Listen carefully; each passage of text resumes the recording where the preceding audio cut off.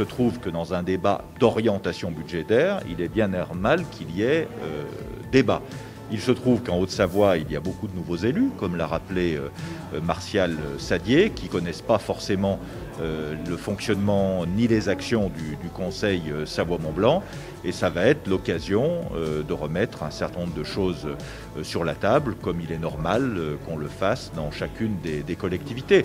La vraie question politique, c'est est-ce que les deux départements veulent continuer à travailler ensemble ? Moi, je pense que oui. Le débat institutionnel ne se pose pas pour l'instant, puisqu'il n'y a pas de loi en vue sur le regroupement des départements ou la nouvelle gouvernance. Donc évacuons le sujet institutionnel, ce qui est déjà le cas depuis de nombreuses années d'ailleurs, depuis 2014 en vérité, et surtout travaillons sur les actions communes que nous pourrons renforcer et diversifier. En tout cas, moi, c'est l'état d'esprit qui est le mien et des élus savoyards. Il faut saluer la tonalité, le ton apaisé des conseillers départementaux et je pense que vous pourrez témoigner à la fois du ton apaisé du président Guémard, du mien, mais de toutes les interventions. Ça, c'est le premier point. Deuxième point, on est 8 mois après l'installation des nouveaux départements, à commencer surtout par la Haute-Savoie avec beaucoup de nouvelles têtes, à commencer par moi, puisque je ne siégeais pas. Maintenant, on sait, puisque nous avons voté notre budget il y a 3-4 jours, où on veut aller. Et comme on est en début de mandat, eh bien, on se propose avec Hervé Guémard de faire au Conseil Savoie-Mont-Blanc ce qu'on a fait dans nos deux assemblées. Où veut-on aller ? Et qu'est-ce qu'on veut faire ensemble ? Continuer de faire ensemble.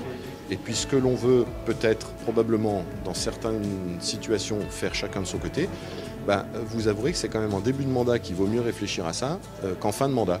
Donc c'est exactement ce que nous avons convenu tout à l'heure d'un calendrier de travail. On vote le budget 2022 parce que c'est le début du mandat.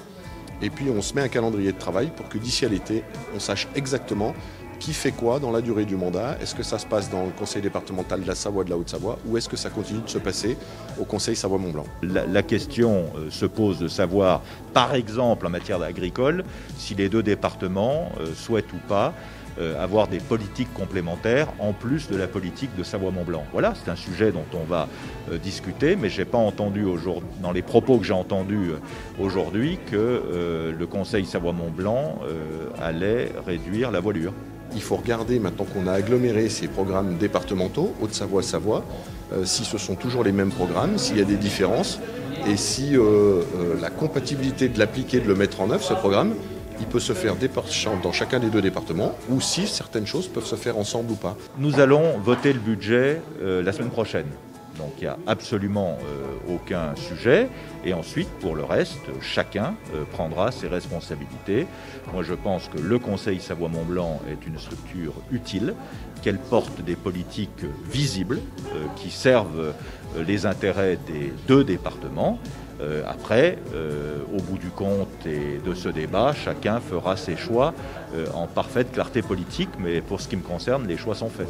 C'est le programme, l'application de ce programme et les projets pour les deux départements qui détermineront si la structure actuelle est toujours adaptée ou pas, ce qu'on continue de faire ensemble ou pas, et ce qu'on continue de faire ensemble, sous quelle forme et avec quelle structure nous le faisons ensemble. Tout est sur la table.